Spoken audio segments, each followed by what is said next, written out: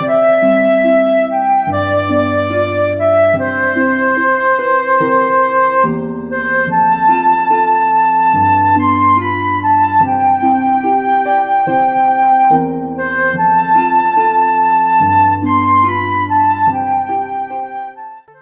kids, my name is Jonah, and today you're going to hear a story from one of our storytellers.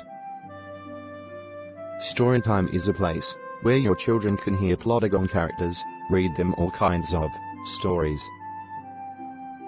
All rights go to the owner or owners of the story you're about to hear today from one of our storytellers. Enjoy your story and have an awesome day. Goodbye. Hello, I'm Nathan, and today I am going to read you a story called The Atrocious Fairytale by Daniel Errico. I must warn you, this book is atrocious. The cover has mud all over it, and one of the pages has sprung a leak. Even some of the order are in the wrong words. It is the worst of the worst, so don't say I didn't warn you. Our story begins with an atrocious king. None of his laws ever made any sense. Tuesday, he laughed, there is no such day, and I'll hear no more of it as long as I am king. From that day on in the kingdom, Monday was followed by second Monday or first Wednesday. His daughter was an atrocious princess. She was not fancy and polite like most princesses, despite the princess lessons she took each day.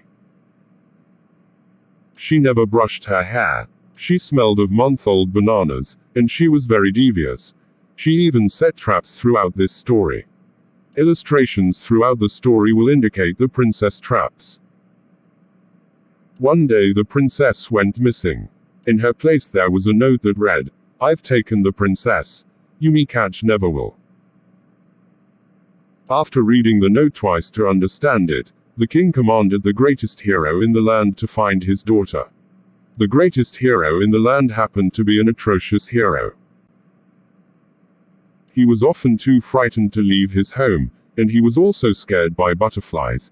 However, he had once defeated 2 caterpillars and a moth in a single battle, and this made him the greatest of all the heroes in the land.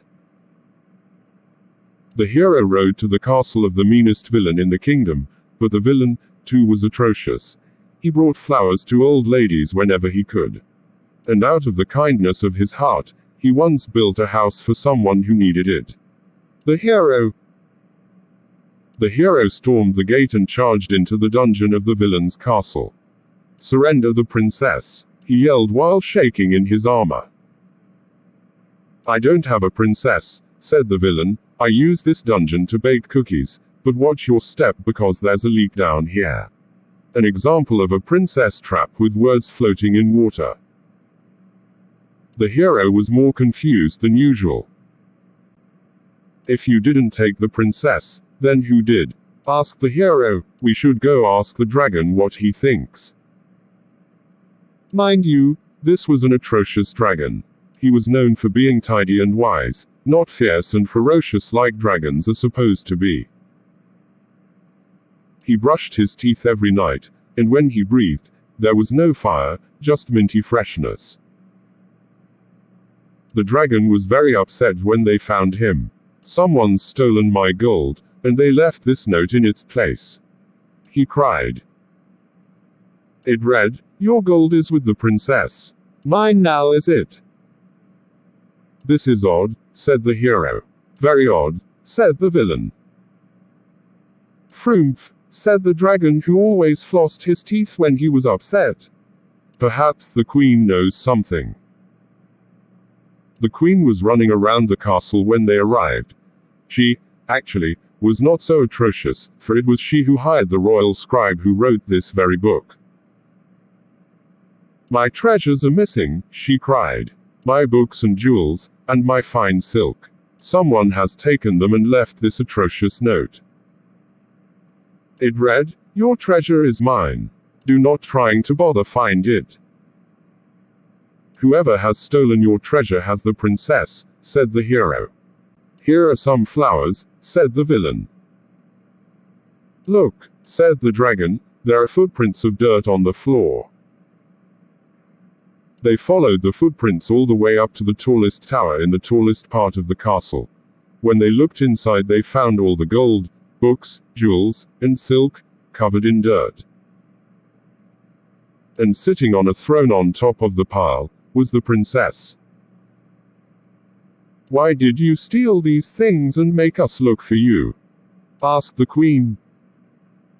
"I didn't want to go to my writing lessons," said the princess. "Who needs writing?" "You do," said the queen.